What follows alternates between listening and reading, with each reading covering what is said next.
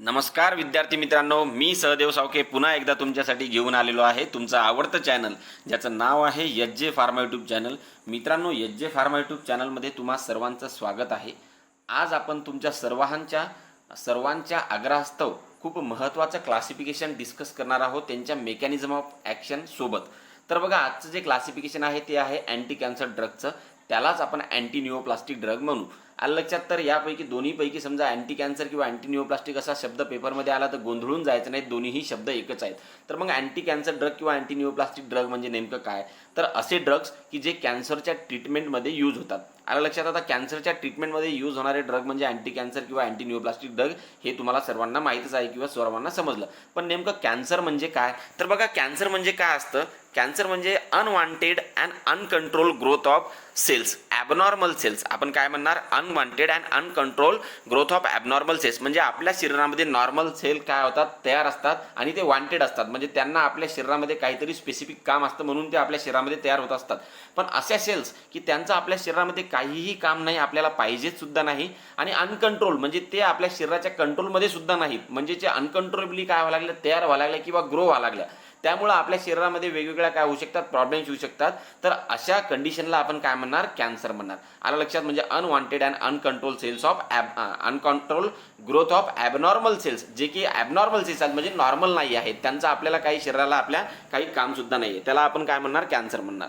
मग बघा, कॅन्सर जे आहे तर कॅन्सर तुम्हाला कळालं. मग अँटी कॅन्सर ड्रगचं अल्टिमेट एम जे आहे ते काय? हे जे ॲबनॉर्मल सेल्स तयार झालेले आहेत हे तयार होऊ द्यायचे नाही, किंवा जे तयार झालेले आहेत त्यांना काय करायचं? किल करायचं. तेव्हाच आपल्याला ॲज अ अँटी कॅन्सर किंवा ॲज अ अँटी निओप्लास्टिक अशी ॲक्टिव्हिटी भेटेल. मग आता सेल जर आपल्याला तयार होऊ द्यायची नाही किंवा तयार झालेली जी ॲबनॉर्मल सेल आहे ती किल करायची, तर आपल्याला काय करावं लागेल? या सेलचं डिव्हिजन होऊ द्यावं लागणार नाही. कारण की आपल्या जे नॉर्मल सेल्स आहेत ते सेल्स तयार होण्यासाठी, नॉर्मल सेल्स तयार होण्यासाठी सेल डिव्हिजन हे महत्त्वाचं असते. मग सेल डिव्हिजनमध्ये वेगवेगळ्या काय आहेत? स्टेप्स आहेत. त्याच्यामध्ये DNA रिप्लिकेशन वगैरे आहे. आलं लक्षात? आता हे DNA रिप्लिकेट होण्यासाठी आपल्या सेलमध्ये वेगवेगळं काय असतात? म्हणजे नायट्रोजन बेसेस किंवा त्याला आपण न्यूक्लिओ साईड्स म्हणतो. आलं लक्षात? तर हे तयार होणं किंवा हे नॉर्मल यांचं बेस पेअरिंग होणं, नायट्रोजन बेस पेअरिंग होणं हे महत्त्वाचं असतं. कशासाठी? DNA रिप्लिकेट होण्यासाठी. तेव्हाच आपली सेल काय होऊ शकते? नवीन सेल तयार होऊ शकते. मग आता अँटी कॅन्सर जे ड्रग्स आहेत हे काय करतात? याच्यामधलंच एक जे नॉर्मल मेकॅनिझम आहे ते काय करतात? ब्लॉक करतात. त्यामुळे हे जे सेल्स आहेत हे काय होऊ शकणार नाहीत? DNA रिप्लिकेट होऊ शकणार नाही. म्हणजे नवीन सेल तयार होणार नाही जी की आपल्याला पाहिजे नाही, किंवा नवीन सेल किंवा जी सेल तयार झालेली आहे त्यांच्यामध्ये कोणतं तरी एक मेकॅनिझम त्यांना जगण्यासाठी महत्त्वाचं असते, ते काय करतील? हे ब्लॉक करतील. त्यामुळे ती सेल काय होईल? डेथ होईल. त्याला आपण म्हणतो ॲपॉप्टोसिस. काय म्हणतो? ॲपॉप्टोसिस. म्हणजे ती सेल काय होईल? आपोआप काय होईल? डेथ होईल. त्याला आपण ॲपॉप्टोसिस म्हणतो. तसं ते मी नॉर्मली फक्त समजण्यासाठी तुम्हाला सांगितलेलं आहे. तर बघा, मग आता आपण क्लास बघणार, त्यांचं मेकॅनिझम बघणार, आणि सोबतच काय बघणार की ते कशा प्रकारे मेकॅनिझम ऑफ ॲक्शन दाखवतात आणि त्यांचे एक्झाम्पल कोणकोणते आहेत. बघा, मग पहिला क्लास जो आहे सायटोटॉक्सिक ड्रगचा, म्हणजे सायटोटॉक्सिक म्हणजे सेलला टॉक्सिक असणाऱ्या, सेल मारणाऱ्या, त्याला आपण सायटोटॉक्सिक म्हणू शकतो किंवा अँटी कॅन्सर ड्रग म्हणू शकतो. मग आपण पहिला क्लास कोणता आहे? अल्कायलेटिंग एजंट्स. बघा, आता याच्यामध्ये अल्कायलेटिंग एजंट्समध्ये खूप क्लासेस दिलेले आहेत, जसं की नायट्रोजन मस्टर्ड, इथिलीन इमाइन्स, त्यानंतर अल्किल सल्फोनेट्स, नायट्रोसुरियाज, त्यानंतर ट्रायाझिन्स आणि मिथिल हायड्रॅजिन्स. हे सर्व एक्झाम्पल्स काय आहेत? या अल्कायलेटिंग एजंटचे आहेत. आणि या सर्वांचं मेकॅनिझम सिमिलरच आहे. थोडंफार काय आहे सिमिलर, पण अल्टिमेट काय करतात हे माहिती आहे का? एकच मेकॅनिझम दाखवतात, ते म्हणजे की DNA रिप्लिकेट होऊ देत नाहीत. काय होऊ देत नाहीत? DNA रिप्लिकेशन होऊ देत नाहीत.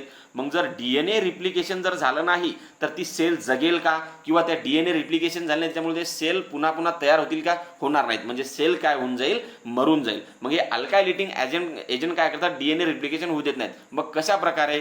बघा, हे काय करतात? अल्कायलेटिंग एजंट जे ग्वायनिन ही जी नायट्रोजन बेस आहे किंवा त्याला आपण काय म्हणतो न्यूक्लिओसाइड आहे किंवा नायट्रोजन बेस आहे, त्या ग्वायनिनची जी 7th पोझिशन असते त्याच्यामध्ये हे काय करतात? अल्किल नावाचा ग्रुप काय करतात? ॲड करतात.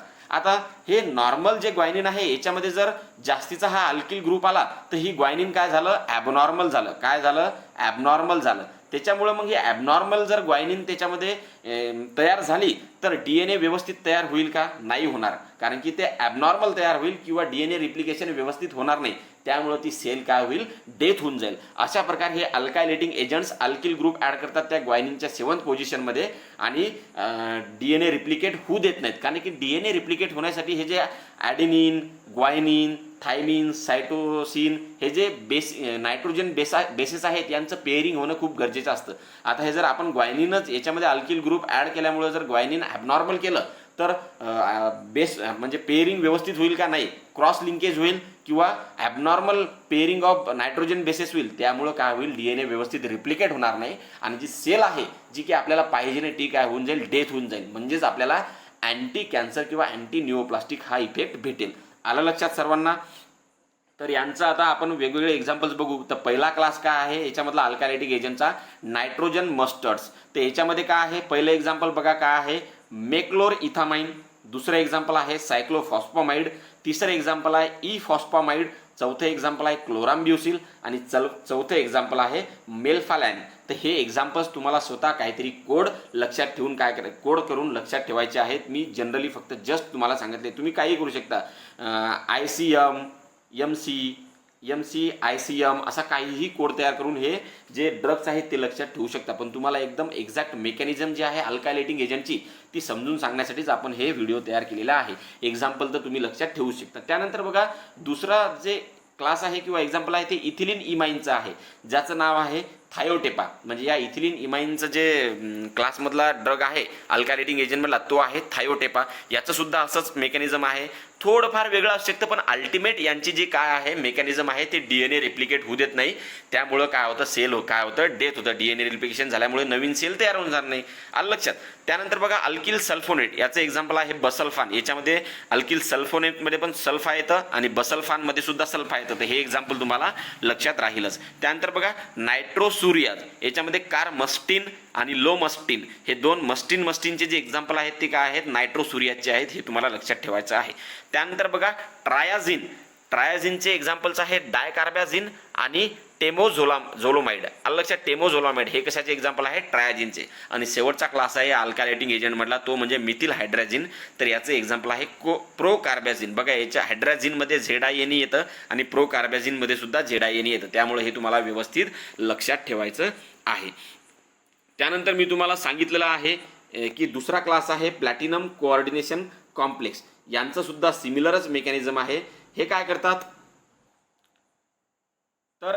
करतात, जेव्हा हे प्लॅटिनम कोऑर्डिनेशन कॉम्प्लेक्सेस आपण काय करतो, घेतो, ॲडमिनिस्टर करतो, तेव्हा हे हायली रिॲक्टिव्ह मॉइटीजमध्ये काय होतात, मेटाबोलाइज होतात. म्हणजे यांचं काय होतं, मेटाबॉलिझम होतं आणि त्यांच्यापासून हायली रिॲक्टिव्ह काय होतं, एक प्लॅटिनम कॉम्प्लेक्स तयार होतो.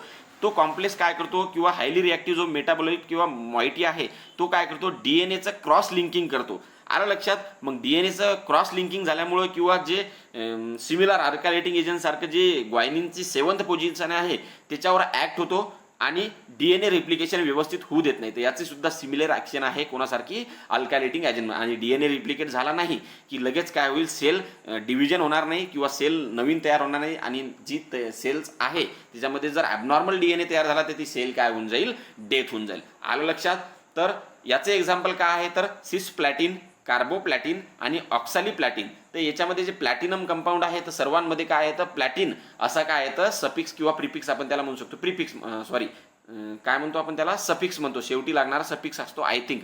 जर चुकलं असेल तर तुम्ही कमेंट बॉक्समध्ये सांगू शकता. तर हे प्लॅटिनम कोऑर्डिनेशन कॉम्प्लेक्स जे आहेत अशा प्रकारे ॲक्ट होतात. त्यानंतर बघा क्लास आहे अँटी मेटाबोलाइट. आता हे अँटी मेटाबोलाइट नेमके ॲक्ट कसे करतात बघा. आपल्या शरीरामध्ये सेल तयार होण्यासाठी काहीतरी नॉर्मल सबस्ट्रेट लागत असतात, जसं की फोलिक ॲसिड, त्याला म्हणतो आपण फोलेट. त्यानंतर प्युरिन अँटागोनिस्ट, आपला अँटागोनिस्ट नाही प्युरिन्स लागतात. त्याच्यामध्ये प्युरिनचे 2 नायट्रोजन बेसेस आहेत, त्याचे एक्झाम्पल मी तुम्हाला सांगतो. त्यानंतर पायरिमिडिन सुद्धा आहेत, त्याचे सुद्धा 2 काय आहेत, नायट्रोजन बेसेस आहेत. हे नॉर्मली आपल्या शरीरामध्ये लागतात. हे काय आहेत, नॉर्मल मेटाबोलाइट्स. आलं लक्षात? मग हे अँटी मेटाबोलाइट काय करतात, जे हे नॉर्मल मेटाबोलाइट आपल्याला लागतात यांच्या जागीच काय होतात, ते तिथे जातात आणि ॲबनॉर्मल त्यांचं काय मेटाबॉलिझम करतात किंवा ॲबनॉर्मली जे आपल्याला कंपाऊंड पाहिजे असतं तो ॲबनॉर्मल तयार होतं. त्यामुळं आपल्याला व्यवस्थित ती सेल डिवाइड होत नाही किंवा सेल डिव्हिजन होत नाही. किंवा इथं सेल डिव्हिजन नाही म्हणता येणार, जो नॉर्मल कंपाऊंड त्या सेलला जगण्यासाठी महत्त्वाचा असतो तो नॉर्मल कंपाऊंड तयार होणार नाही. तर इथं आता तुम्हाला व्यवस्थित समजण्यासाठी किंवा गोंधळ झाला असेल तर त्या अगोदर मी तुम्हाला सांगतो, DNA रिप्लिकेट होण्यासाठी नायट्रोजन बेस पेअरिंग हे खूप महत्त्वाचं असतं. मग DNA मध्ये जे नायट्रोजन बेसेस असतात ते कोणकोणते असतात त्याला आपण न्यूक्लिओसाइड्स म्हणतो. बघा, ॲडेनिन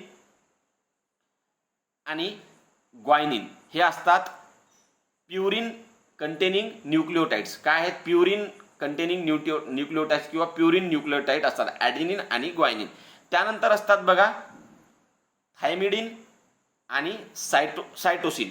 तर हे काय असतात? हे पायरिमिडिन न्यूक्लिओटाइड्स असतात किंवा पायरिमिडिन कंटेनिंग नायट्रोजन बेसेस असतात. आलं लक्षात? हे नॉर्मली व्यवस्थित काय होतात? लिंक होतात, म्हणजे पेअर होतात. यांचं जे पेअरिंग आहे ते नॉर्मल होतं आणि DNA रिप्लिकेशनसाठी काय करतात? हे मदत करतात किंवा DNA रिप्लिकेट होत राहतो. मग आता हे जे अँटी मेटाबोलाइट ड्रग जे आहेत हे काय करतात?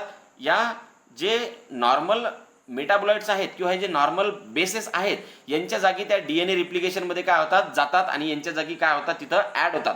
त्यामुळं काय होईल? DNA रिप्लिकेशन काय होईल? ॲबनॉर्मल होईल DNA रिप्लिकेशन आणि नायट्रोजन बेसिनचं म्हणजे जे पेअर आहे, पेअरिंग आहे ते पण ॲबनॉर्मल होईल आणि सेल काय होणार नाहीत? जगू शकणार नाहीत किंवा सेल काय होतील? डेथ होतील. अशा प्रकारे हे करतात, त्यांचं मेकॅनिझम दाखवतात. आलं लक्षात? तर ॲडेनिन आणि ग्वायनिन हे जे आहेत हे आहेत नॉर्मल प्युरिन मेटाबोलाइट्स किंवा प्युरिन कंटेनिंग न्यूक्लिओटाइड्स आणि थायमिन आणि सायटोडिन जे आहेत हे आहेत पायरिमिडिन कंटेनिंग न्यूक्लिओटाइड्स. तर हे आहेत काय? नॉर्मल. पण यांच्या जागी जर डिफेक्टिव्ह पेअरिंग झालं, बेस पेअरिंग, कशामुळं? हे जे हे ड्रग असतात अँटीमेटाबोलाइट यांचं स्ट्रक्चर आहे ॲडेनिन, ग्वायनिन, थायमिन, सायटोसिन यांच्याशी थोडंसं सिमिलर असतं. त्यामुळं DNA रिप्लिकेशनमध्ये हे काय होतात? यांच्या जागी जाऊन बसतात. आलं लक्षात? त्यामुळं काय होतं? ॲबनॉर्मल बेस पेअरिंग होतं आणि DNA रिप्लिकेशन व्यवस्थित होत नाही. त्यामुळं सेल काय होणार नाही? जगणार नाही, सेल डेथ होऊन जाईल. आलं लक्षात? किंवा DNA रिप्लिकेशन झाल्या नाहीमुळे त्यामुळे नवीन सेल तयार होणार नाही, जी आहे ती डिफेक्टिव्ह तयार होईल. त्यामुळे ती काय होऊन जाईल? डेथ होऊन जाईल. अशा प्रकारे हे त्यांचं काय दाखवतात? मेकॅनिझम दाखवतात. बघा मग त्याच्यामध्ये काय आहे? फोलेट अँटागोनिस्ट आहेत. तर फोलेट अँटागोनिस्ट जे आहेत त्यांचे एक्झाम्पल आहे मिथोट्रिक्झेट आणि पॅमोट्रिक्झेट. आता हे जे फोलेट अँटागोनिस्ट काय करतात माहिती आहे का? आपल्या शरीरामध्ये डायहायड्रोफोलिक ॲसिडचं कन्व्हर्शन टेट्राहायड्रोफोलिक ॲसिडमध्ये होण्यासाठी काय लागतं? एक एन्झाईम लागतं, कोएन्झाईम लागतं. कोणतं? तर डायहायड्रोफोलेट रिडक्टेज. आलं लक्षात?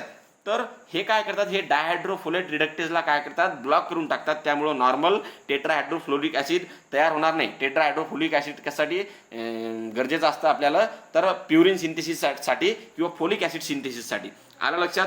त्यामुळं काय होऊन जाईल? नॉर्मल सिंथेसिस होणार नाही आणि सेल जगू शकणार नाही. सेल काय होऊन जाईल? डेथ होऊन जाईल. हे अशा प्रकारे त्यांचं काय दाखवतात? मेकॅनिझम दाखवतात. तर फोलेट अँटागोनिस्टचं एक्झाम्पल जर तुम्हाला विचारलं तर कोणतं आहे? मिथोट्रिक्झेट आणि पॅमोट्रिक्झेट.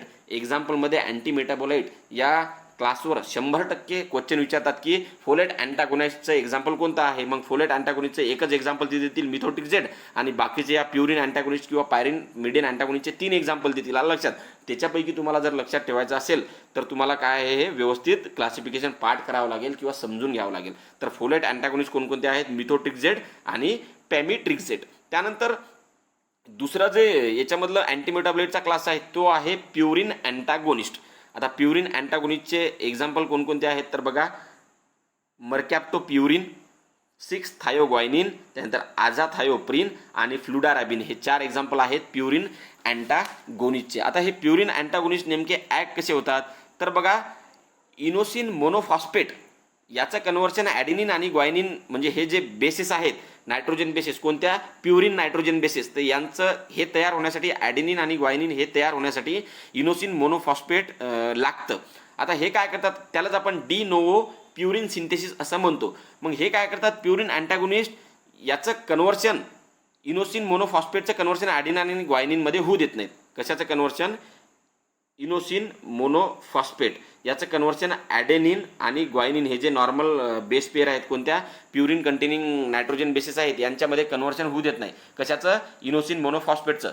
कोण होऊ देत नाही? तर हे 6 मर्कॅप्टोप्युरिन, 6 थायोग्वायनिन, आझाथायोप्रिन आणि फ्लुडारॅबिन. त्यामुळं ॲडेनिन आणि ग्वायनिन तयार जर झालं नाही तर हे कशासाठी? नॉर्मल बेस पेअरिंग असते DNA रिप्लिकेशनमधलं, तर ते तिथं अवेलेबल राहणार नाही. त्यामुळे DNA रिप्लिकेट होणार नाही आणि नवीन सेल तयार होणार नाही किंवा नवीन DNA तयार होणार नाही. त्यामुळे सेल काय होऊन जाईल? डेथ होऊन जाईल. अशा प्रकारे यांचं काय आहे? मेकॅनिझम आहे. बघा नेटवर किंवा गुगलवर तुम्ही सर्च केलं तर तुम्हाला थोडंफार असं सिमिलर मेकॅनिझम दाखवलं जाईल तिथं. तर ते व्यवस्थित तुम्हाला काय करायचं आहे? समजून घ्यायचं आहे. त्यानंतर बघा तिसरा आहे पायरिमिडिन अँटागोनिस्ट. हे सुद्धा तसेच ॲक्ट होतात. काय?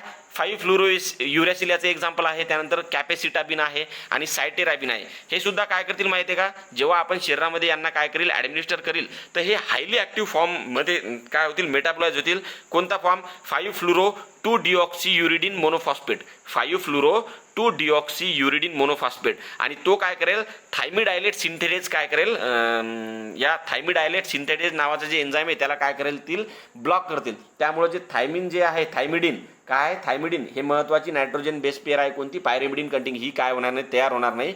आणि त्यामुळे जे DNA रिप्लिकेट होतं त्यामुळे ते बेस पेअर काय होणार नाहीत, अवेलेबल राहणार नाही. त्यामुळे काय होईल, सेल काय होईल, डेथ होईल. तर अशा प्रकारे हे एक्झाम्पल्स दाखवतात. हे एक्झाम्पल तुम्हाला व्यवस्थित लक्षात ठेवायचं. आपण आज अर्धच क्लासिफिकेशन बघितलेलं आहे. समोरचं classification with mechanism of action आपण नंतर बघणार आहोत. जसं की मायक्रोट्युब्यूल डॅमेजिंग एजंट्स नेमकं काय डॅमेज करतात, टोपो आयसोमेरेट 2 इनिबिटर जे आहे ते काय इनिबिट करतात व्यवस्थित, म्हणजे हे सांगणार आपण. आणि त्यांचं म्हणजे कशासाठी ते रिक्वायर असतात हे सुद्धा आपण व्यवस्थित बघणार आहोत. ते आपण नेक्स्ट क्लासिफिकेशनमध्ये बघणार आहोत. क्लासिफिकेशन तुम्हाला आवडलं नसेल किंवा कुठे कन्फ्यूज झाला असेल तर तुम्ही कमेंट बॉक्समध्ये कमेंट टाकून ते विचारू शकता. आपण डिटेलमध्ये थोडंसं कमेंटमध्ये डिस्कस करू किंवा ग्रुपवर सुद्धा आपल्या डिस्कस करू. चला, व्हिडिओ जर आवडला असेल तर तुमच्या सर्व मित्रांना काय करा, शेअर करा. ॲज वेल ॲज तुम्ही जर अजून ग्रुपमध्ये ॲड नसताल, आपला जो ग्रुप आहे स्पर्धा परीक्षा फार्मसी, त्याचं नाव आपण थोडंसं चेंज केलेलं आहे.